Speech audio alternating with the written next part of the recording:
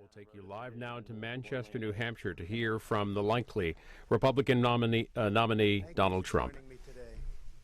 This was going to be a speech on Hillary Clinton and all of the bad things, and we all know what's going on, and especially how poor she'd do as president in these very, very troubled times of radical Islamic terrorism.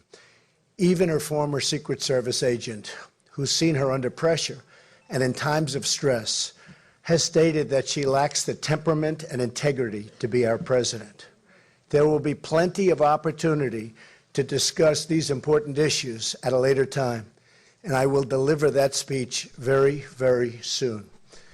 But today, there is only one thing to discuss: the growing threat of terrorism inside of our borders.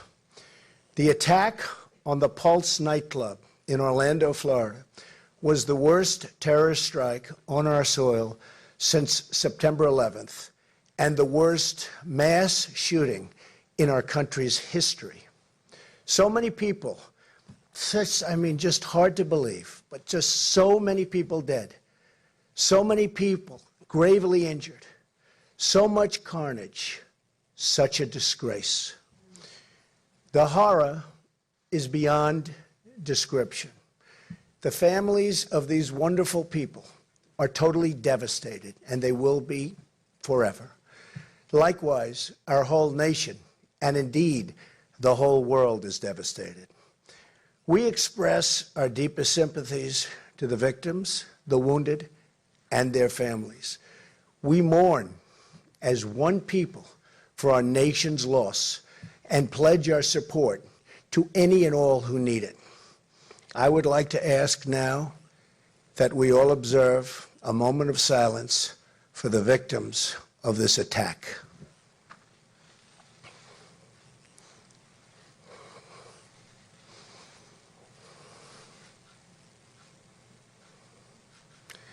Thank you. Our nation stands together in solidarity with the members of Orlando's LGBT community. They have been through something that nobody could ever experience. This is a very dark moment in America's history. A radical Islamic terrorist targeted the nightclub, not only because he wanted to kill Americans, but in order to execute gay and lesbian citizens because of their sexual orientation. It's a strike at the heart and soul of who we are as a nation. It's an assault on the ability of free people to live their lives, love who they want, and express their identity. It's an attack on the right of every single American to live in peace and safety in their own country. We need to respond to this attack on America as one united people, with force, purpose, and determination. But the current politically correct response cripples our ability to talk and to think and act clearly. We're not acting clearly. We're not talking clearly. We've got problems. If we don't get tough, and if we don't get smart and fast, we're not going to have our country anymore. There will be nothing, absolutely nothing left. The killer, whose name I will not use or ever say, was born an Afghan, of Afghan parents, who immigrated to the United States. His father published support for the Afghan Taliban, a regime which murders those who don't share its radical views, and they murdered plenty. The father even said he was running for president of Afghanistan. The bottom line is that the only reason the killer was in America in the first place was because we allowed his family to come here. That is a fact, and it's a fact we need to talk about. We have a dysfunctional immigration system which does not permit us to know who we let into our country, and it does not permit us to protect our citizens properly.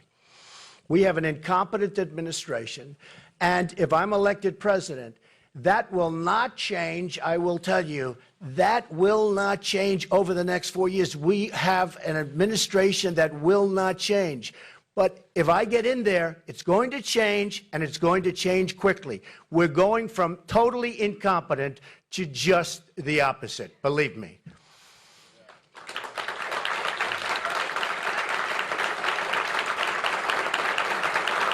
Thank you. With 50 people dead, and perhaps more ultimately, and dozens more wounded, we cannot afford to talk around issues anymore. We have to address these issues head on. I called for a ban after San Bernardino and was met with great scorn and anger.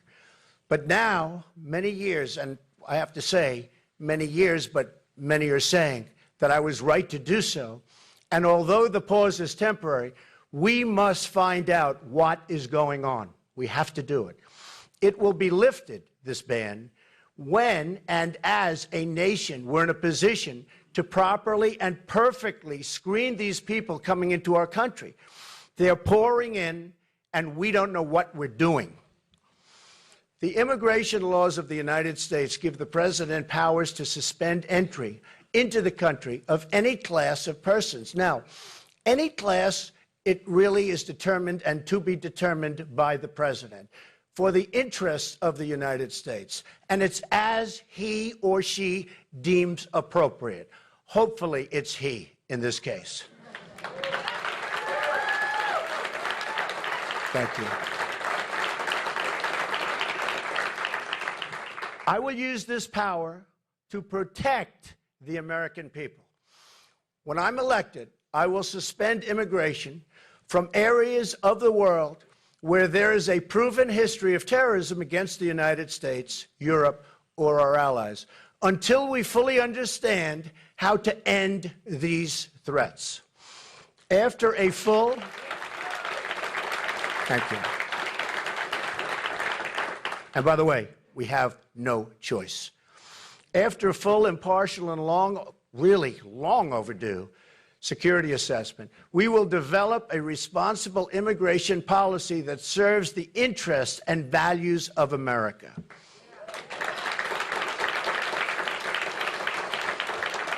We cannot continue to allow thousands upon thousands of people to pour into our country, many of whom have the same thought process as this savage killer. Many of the principles of radical Islam are incompatible with Western values and institutions.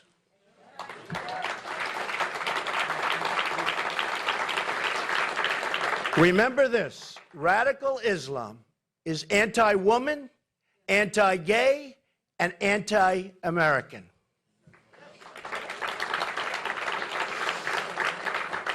I refuse to allow America to become a place where gay people, Christian people, Jewish people are targets of persecution and intimidation by radical Islamic preachers of hate and violence.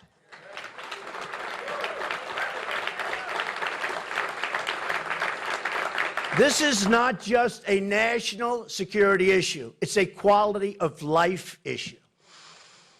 If we want to protect the quality of life for all Americans, women and children, gay and straight, Jews and Christians, and all people, then we need to tell the truth about radical Islam, and we need to do it now.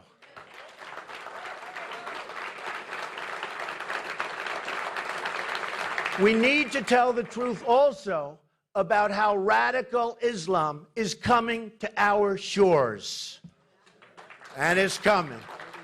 With these people, folks, it's coming. We're importing radical Islamic terrorism into the West through a failed immigration system and through an intelligence community held back by our president. Even our own FBI director has admitted that we cannot effectively check the backgrounds of people we're letting into America. All of the September 11th hijackers were issued visas. Large numbers of Somali refugees in Minnesota have tried to join ISIS. The Boston bombers came here through political asylum. The male shooter in San Bernardino, again, whose name I will not mention, was the child of immigrants from Pakistan, and he brought his wife, the other terrorist, from Saudi Arabia through another one of our easily exploited visa programs. Immigration from Afghanistan into the United States has increased nearly fivefold in just 1 year. According to Pew Research, 99% of the people in Afghanistan support oppressive Sharia law.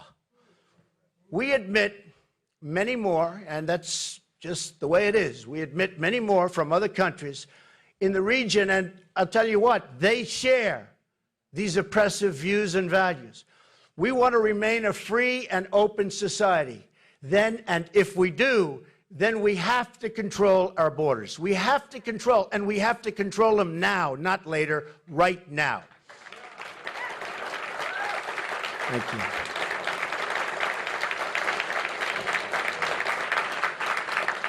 Yet Hillary Clinton, for months, and despite so many attacks, repeatedly refused to even say the words radical Islam until I challenged her yesterday, and guess what? She will probably say them. She sort of has said them, but let's see what happens. She really has no choice, but she doesn't want. However, she's really been forced, and she has been forced to say these words. She supports, and the reason is, she supports so much of what is wrong, and what is wrong with this country, and what's going wrong with our country and our borders. She has no clue, in my opinion, what radical Islam is, and she won't speak honestly about it if she does, in fact, know. She's in total denial, and her continuing reluctance to ever name the enemy broadcasts weakness across the entire world. True weakness.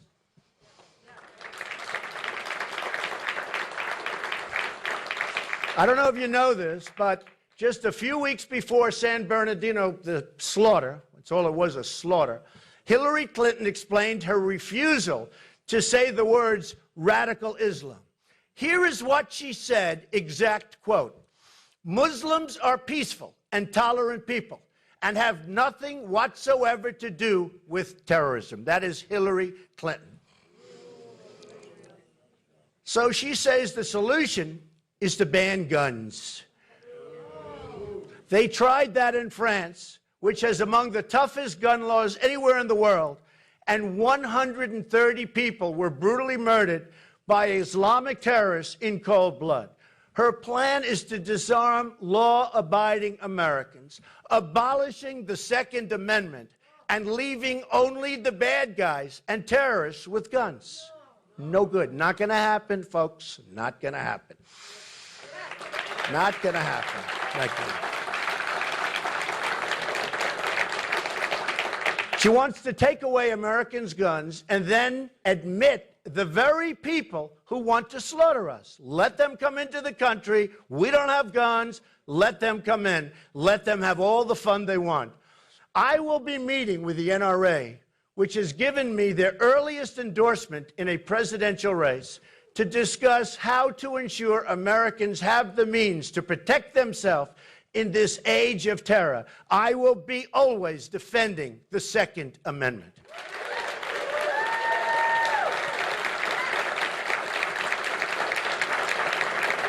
Thank you. Thank you. The bottom line is that Hillary supports policies that bring the threat of radical Islam into America and allow it to grow overseas, and it is growing. In fact, Hillary Clinton's catastrophic immigration plan will bring vastly more radical Islamic immigration into this country, threatening not only our society, but our entire way of life. When it comes to radical Islamic terrorism, ignorance is not bliss. It's deadly, totally deadly. The Obama administration, with the support of Hillary Clinton and others, has also damaged our security by restraining our intelligence gathering, and we have just no intelligence gathering information. We need this information so badly, and he stopped it. We don't have the support. We don't have the support of the law enforcement system because Obama is not letting them do their job. They are not being allowed to do their job, and they can do it well, better than anybody. We need a new leader. We need a new leader fast. Thank you. They have put political correctness above common sense, above your safety, and above all else. I refuse to be politically correct.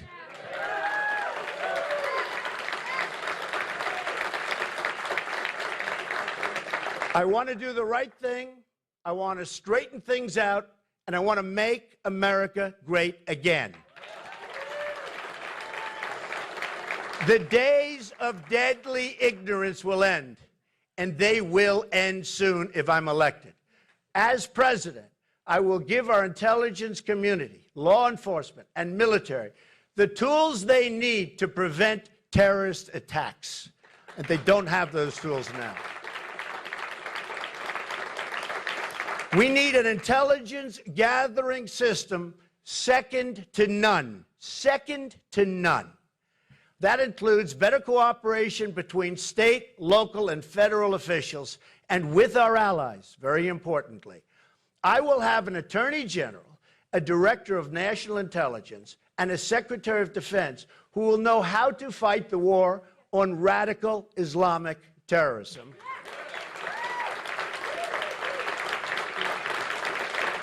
And they will have the support that they need to get the job done right, not like it is right now. It's not right. We also must ensure the American people are provided the information they need to understand the threat.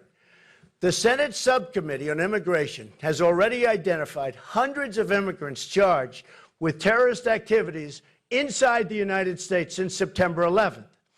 Nearly a year ago, the Senate Subcommittee asked President Obama's Department of Justice, State, and Homeland Security to provide the immigration history of all terrorists inside the United States.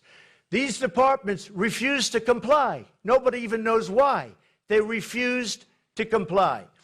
President Obama must release the full and complete immigration histories of all individuals implicated in terrorist activities of any kind since September 11th.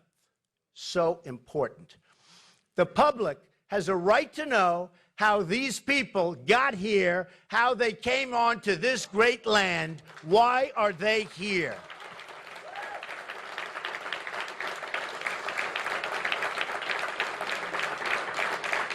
We have to screen applicants to know whether they are affiliated with or supporting radical groups and beliefs. Very simple. We have to control the amount of future immigration into this country, and we have to prevent large pockets of radicalization from forming inside America. Not complicated. And just think of this, take a look. Every single event, even a single individual, can be devastating. And all you have to do is take a look at what happened in Orlando and what happened in other cases, just a single event, and just one person. Can you imagine what they'll do in large groups, which we're allowing now to come here? Truly, our president doesn't know what he's doing. He's failed us, and he's failed us badly. And under his leadership, this situation will not get any better. It will only get worse, and I've been saying that for a long time. Each year, the United States permanently admits 100,000 immigrants from the Middle East and many more from Muslim countries outside of the Middle East. Our government has been admitting ever-growing numbers year after year without any effective plan for our own security. In fact, Clinton's State Department was in charge of admissions and the admission process for people applying to enter from overseas. Having learned nothing from these attacks, she now plans to massively increase admissions without a screening plan, including a 500% increase in Syrian refugees coming into our country. Tell me, Tell me, how stupid is that? This could be a better, bigger, more horrible version than the legendary Trojan horse ever was. Altogether, under the Clinton plan, you'd be admitting hundreds of thousands of refugees from the Middle East with no system to vet them or to prevent the radicalization of the children and their children. Not only their children, by the way, they're trying to take over our children and convince them how wonderful ISIS is and how wonderful Islam is, and we don't know what's happening. The burden is on Hillary Clinton to tell us why she believes immigration from these dangerous countries should be increased without any effective system to screen. We're not screening people. So why don't we have an effective screening system? We don't. We're being laughed at all over the world. The burden is on Hillary Clinton to tell us why we should admit anyone into our country who supports violence of any kind against gay and lesbian Americans. The burden is on Hillary Clinton to tell us how she will pay for it.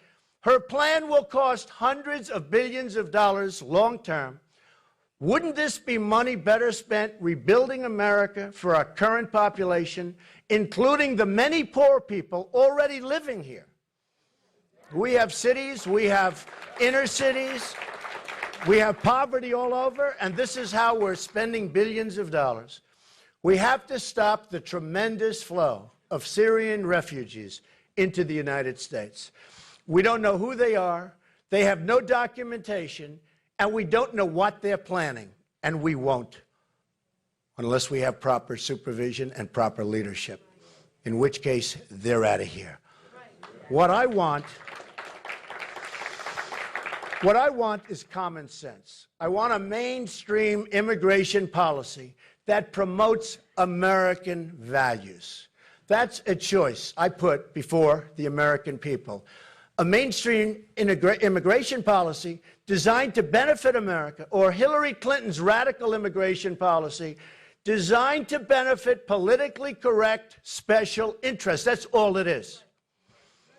We've got to get smart and tough and vigilant, and we've got to do it now, because later is too late, going to be too late for our country. The media talks about homegrown terrorism, but Islamic radicalism, and that's a very, very important term, a term that the president refuses to use, and the networks that nurture it are imports from overseas, whether you like it or whether you don't like it. Yes, there are many radicalized people already inside our country as a result of poor policies of the past.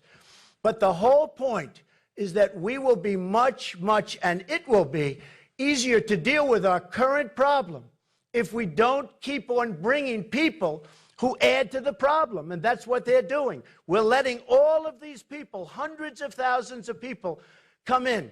And all they're doing is adding to this incredible problem we have. For instance, the controversial mosque attended by the Boston bombers had at its founder, and as its founder, an immigrant from overseas charged in an assassination plot. This shooter, and amazingly, in Orlando, was the child of an immigrant father who supported one of the most repressive regimes on earth. Why would we admit people who support violent hatred? Hillary Clinton can never claim to be a friend of the gay community as long as she continues to support immigration policies that bring Islamic extremists to our country and who suppress women, gays, and anyone else who doesn't share their views or values.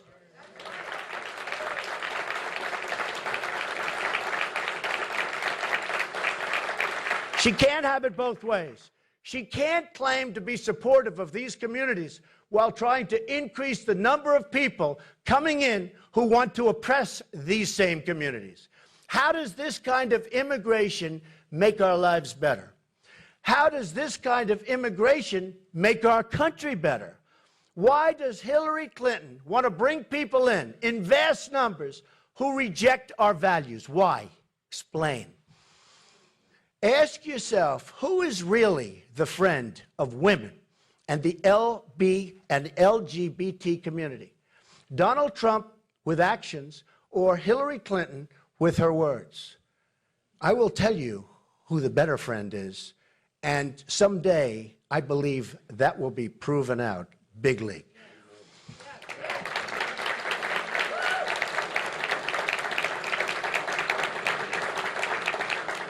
And by the way, the LGBT community is just, what's happened to them is just so sad. And to be thinking about where their policies are currently with this administration is a disgrace to that community, I will tell you right now. Clinton wants to allow radical Islamic terrorists to pour into our country. They enslave women and they murder gays. I don't want them in our country.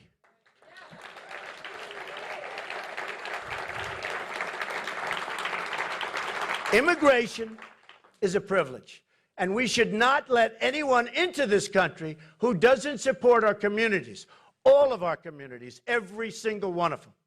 America has already admitted 4 times more immigrants than any country on earth, anybody in the world, 4 times more, at least, because we don't even know who's coming in. And we continue to admit millions more with no real checks or scrutiny. Not surprisingly, wages for our workers haven't budged in almost 20 years. You wonder why we get the crowds. You wonder why we get this tremendous support. You wonder why I've gotten more votes than any Republican in any primary in the history of the Republican Party. Take a look at that. Take a look at your security, but take a look at the wages. For 18 years, they've been stagnant. They've even gone down. So whether it's a matter of national security or financial security, we can't afford to keep on going like this, cannot afford it. We owe $19 trillion in debt and no longer have any options. Our communities from all backgrounds are ready for some relief. This is not an act of offense against anyone. It's really an act of defense. I want us, all of us, to work together. We have to form a partnership with our Muslim communities. We have Muslim communities in this country that are great, and we have to form that partnership. Now, the Muslim community, so importantly, they have to work with us. They have to cooperate with law enforcement and turn in the people who they know are bad, and they know it. And they have to do it, and they have to do it forthwith. I want to fix our schools. I want to fix our bridges. And our jobs market, we're going to have it rocket again. We're going to make great trade deals. But I want every American to succeed, including Muslims. But the Muslims have to work with us. They have to work with us. They know what's going on. They know that he was bad. They knew the people in San Bernardino were bad. But you know what? They didn't turn them in. And we had death and destruction. Hillary Clinton wants to empty out the Treasury to bring people into the country that include individuals who preach hate against our citizens. I want to protect our citizens, all of our citizens. The terrorist attack on Pulse nightclub demands a full and complete investigation into every single aspect of the assault. In San Bernardino, as an example, people who know what was going on, they knew exactly, but they used the excuse of racial profiling for not reporting it. They said, oh, we thought so, but we didn't want to use racial profiling, which was probably an excuse given to them by their lawyer so they don't get in trouble. We need to know what the killer discussed with his relatives, parents, friends, and associates. We need to know if he was affiliated with any radical mosques or radical activists, and what, if any, is their immigration status. We have to know, and we have to know fast. We need to know if he traveled anywhere and who he traveled with. We need to know, and we need to make sure, every single last person involved in this plan, including anyone who knew something but didn't tell us, is brought to justice. So when people know what's going on and they don't tell us, and we have an attack and people die, these people have to have consequences, big consequences.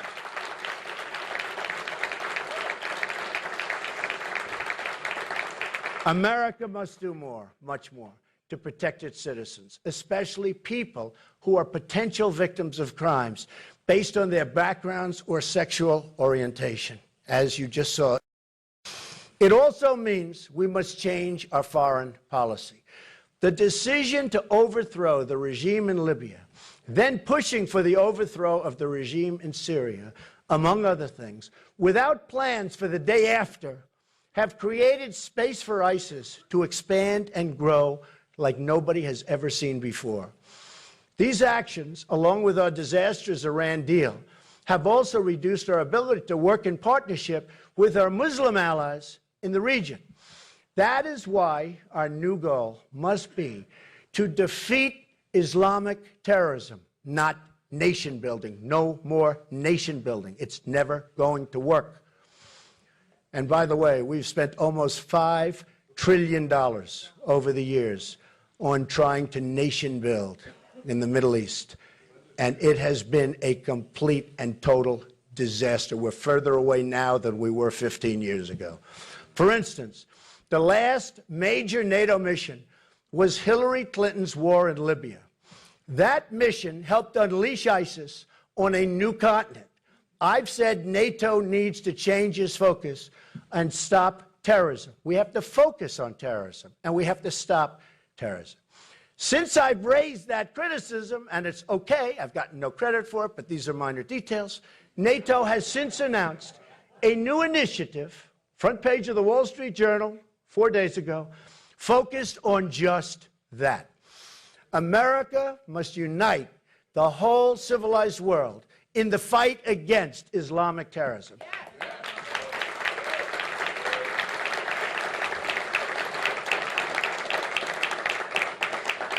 Pretty much like we did with communism during the Cold War. We've tried it. President Obama's way doesn't work. He gave the world his apology tour. We got ISIS and many other problems in return. That's what we got. Remember the famous apology tour. We're sorry for everything. I'd like to conclude my remarks today by again expressing our solidarity with the people of Orlando who have come under this horrific attack. When I'm president, I pledge to protect and defend all Americans who live inside our borders. Wherever they come from, wherever they were born, I don't care. All Americans living here and following our laws, not other laws, will be protected.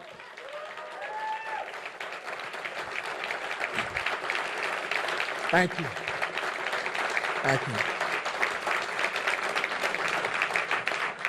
We're going to be tough, and we're going to be smart, and we're going to do it right.